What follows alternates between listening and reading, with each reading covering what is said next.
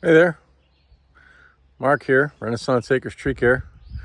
So I want to talk about chippers today, specifically working with what you have. So for me, I've had this old chipper for a long time. This is a 1983 model called the Moorbark Eager Beaver or the Moorbark 200. And I got it. It was pretty rough, and over the years I've fixed it up and tuned it up and made it safe and made it work really well. But one thing that's been bugging me has been the old chipper chute. And I wanted to talk about this. I posted this on Arborist Forum, I don't know, 2-3 weeks ago now. And basically, what I had in the old days was this blue diagram. The original chipper chute came up, out of here, and it went to a 9 inches wide by 6 inches deep, and it looked like that. It came up and it went a long way, and then at the very end it had like this flapper thing that you could change the direction at the tip of the chute. And what we had for a problem was occasionally birch twigs, or like if you chipped a piece of hemlock that was rotted or something like that, the chips would come up and it would lay in this long section and start to pile up, and then it would fill up the entire chute. So it would lay up in here, back up in, and fill the whole case with chips. Anybody that's worked around doing tree work is familiar with that. And so I just wanted to optimize the chute that I had to see what I could do to make it better. Before I went into things like welding stuff on the paddles inside to increase airflow, or changing pulley diameters on the spinning disc to increase the speed and stuff. I know I have to change my bearings soon. So these bearings have to be changed, and I wasn't about to change the speed of that, increase the friction, and possibly increase a failure point. But I just wanted to optimize what I had with this long chute.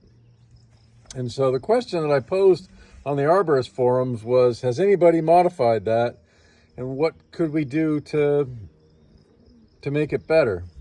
Does anybody have any quantifiable data, or was there a formula you could use for airflow? And nobody had anything for me.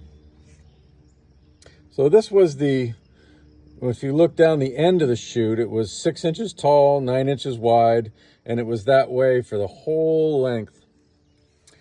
And so I wanted to test to see what the airflow would be if I changed the configuration of the chute.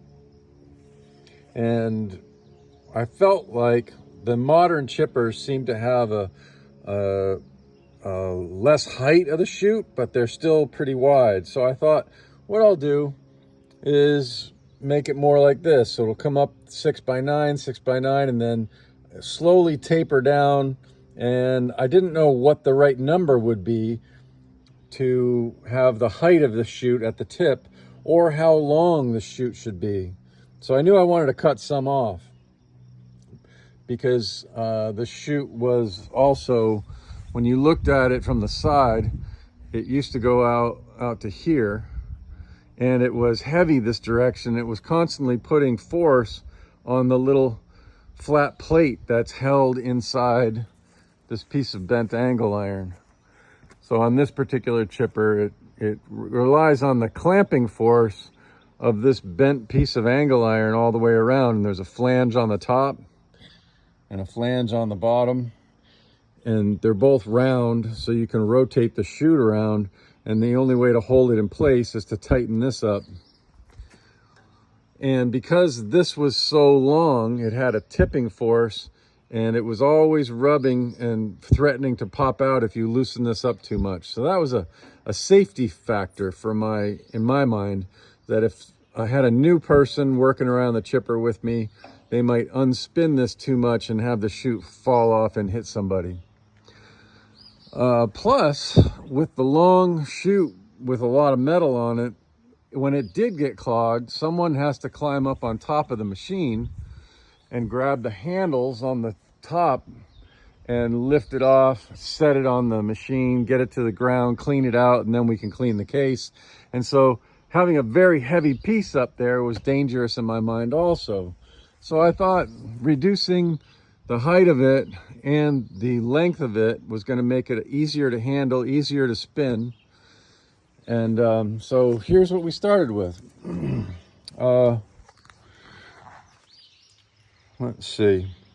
So when I took the chute off with no chute at all, and I tested the airflow coming up out of the case, I got 45 miles an hour. And I went on Amazon and I bought an anemometer which tests wind speed. So I held the anemometer right up over there with the chute off, and I got 45 miles an hour coming out. So then I put the chute back on with the 6x9 configuration like that, and I got 25 miles an hour. So I lost 20 miles an hour just from here to there because of the bend and the volume of air going through that blue part. So that was my beginning point. I was like, all right, what are we gonna do? So what I decided to do was I took a plasma cutter and I cut a slit down this edge, and I cut a slit down this edge so the bottom piece could flap up and down in the wind a little bit, or not in the wind, but like I could move it up and down. And then what I did is I put a woodworking clamp on it, and I left it at 6x9 inches. And then I cut 16 inches off of the end of the chute. So I shortened it. And I wanted to see what the change was going to be just taking 16 inches off of that. Was I going to increase the wind speed, back here with it the same diameter, the same thickness? And here's what I ended up with. So with the short chute, 16 inches missing, at 6x9, at idle I was getting 7, and originally I was getting 7. So with the chute on, I was getting 7 at idle. Without the chute at all, I had an idle speed of 12, but then when I brought it up to RPM, it was 45, and then 7 went to 25. So here's what we're gonna test. We tested the 16 inches shorter, 6x9. My idle was still 7, and at 2400 RPM, it was still 25 miles an hour. Didn't gain a thing. I had 0 increase in speed with it being 6x9 but shorter. And then I took the carpenter's clamp and I tightened it up and I squeezed it down to 5x9. Let me try to make this more realistic.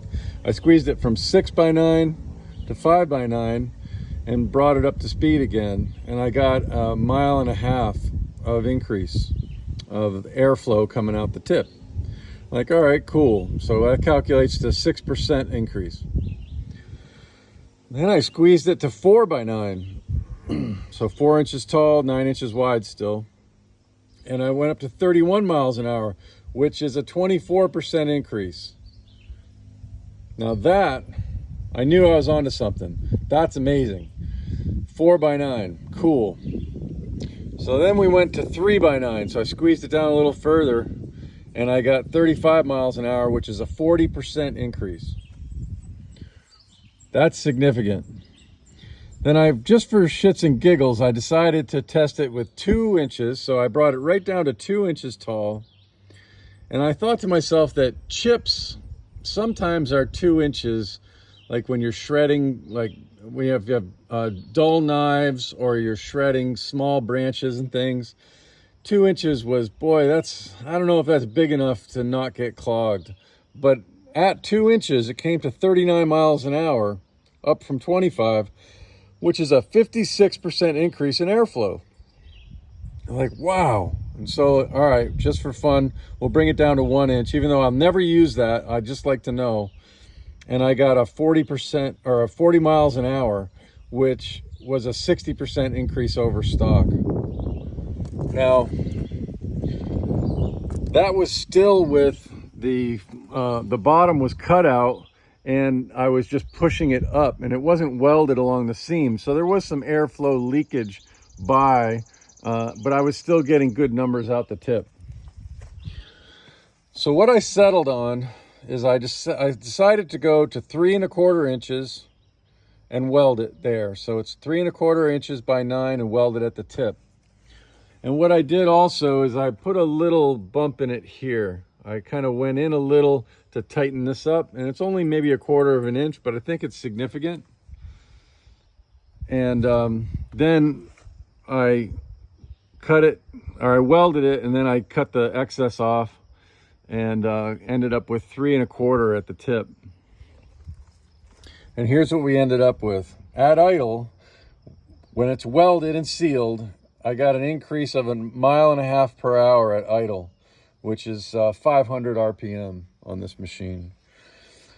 And then when I brought it up to full speed, it went to 36.5, which is a little bump up, which makes sense because I did have some leakage before I welded it. But I got a 36.5 mile per hour reading there, which is somewhere around 42%. So I got a 42% increase in airflow at the opening of the chip chute. And after a week of using it, I put about 10,000 stems through it in the last 3 or 4 days. We did chip some moderately rotted stuff. We did chip a lot of birch, and for those of you in the know, the birch twigs will go through the chipper knives and kind of come out twiggy, and sometimes they'll clog up a chipper. We had 0 issues. As a matter of fact, as I was chipping and I was watching the discharge coming out the chute, you could certainly tell the consistency difference in the material, but it was still ejecting, and ejecting really well. And several times over the course of the last few days, I said, I feel like I have a brand new chipper. It's a brand new machine. It's throwing stuff 50, 60 feet maybe. You know, some of the bigger chips are going 60 feet, but I'm able to spray chips a whole lot further than I used to be able to. And I'm super excited. I wanted to share this with you. I don't know how to do a calculation to tell you what to do with your chipper chute, but I can tell you this, that for every inch that I dropped it, we got either, the first inch was a 6% increase in speed, the next one was a 18% increase in speed or so, maybe 16% over the last step. And then again, 16% over the last step, and then 16% over the last step, and then it went down to 4% over the last step. So there's a sweet spot in here of like between 4 and 2 inches is where you really get your increases in speed. And I settled for somewhere in that sweet spot and ended up at 42%. And I think that's going to be a good balance between ejecting chip size and increasing speed. I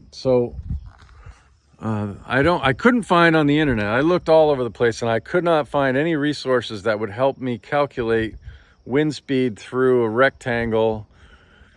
I looked and looked. There's all kinds of stuff on Bernoulli's principle. There's all sorts of stuff for HVAC systems. But I couldn't find anything that worked for what I was trying to do.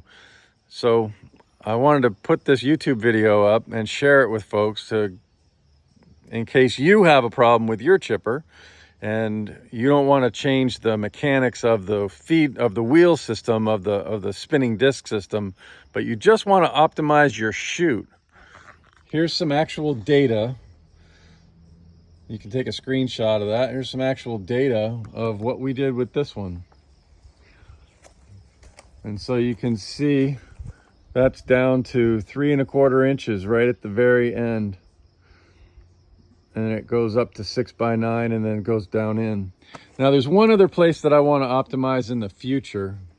And if you take a look at these corners here, inside these corners, they meet like this, but the hole underneath here is smaller, and there I can imagine that there's vortices of air swirling in these corners.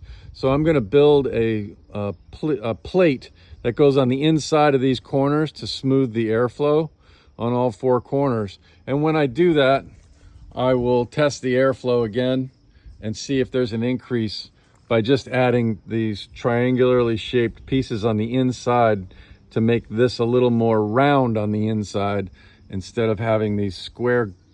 You can actually see when I had the chute off, you can see where the material's flowing on the inside of the steel, and there were these like dead spots where things weren't really happening in here. So I think I'd like to smooth those, ease those edges, and see if that increases it any more than the 36.5 miles per hour that I got now, which is about 42% increase. And the other thing that I did that I'm super proud of is in the old days, the flapper was a big heavy flapper, and it had bolts that you had to loosen with a wrench, and then you have to push the chute tip up with a rake handle, and then retighten the bolts.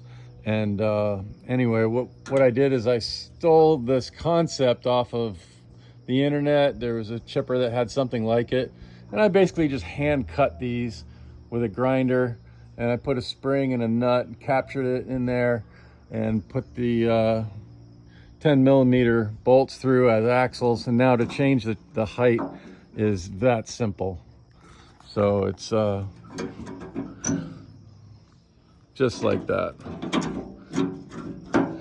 And it seems to work really, really well. There's no more fooling around with tools. I always worried that I would drop the 3/4 inch wrench and it would bounce, you know, in a crack, or, you know, go somewhere where it wasn't supposed to go. It was always a two-person job, one person to run the wrench and the other person to push the thing up. And so now it's just a one-person operation. And because the chute is shorter and lighter, now when we loosen this up 3 or 4 turns, one person can just reach up easily and push or pull this in the direction that you want it to go. And it's made it a lot safer, more simple, more robust, and more efficient. And yeah, I couldn't be happier with it. So for those of you that are doing chipper work and you're interested in optimizing your gear, I think this is something that you can do without liability. I think that if you change your pulley size down there and you increase the speed of your spinning disc off your RPM of your PTO, there's probably design limitations on the bearings in there. And so I really didn't want to mess with that. I may in the future think about adding some material to the paddles to decrease the amount of air flowing around the paddles on the inside of the wheel. But I'm going to do more research before I think about that.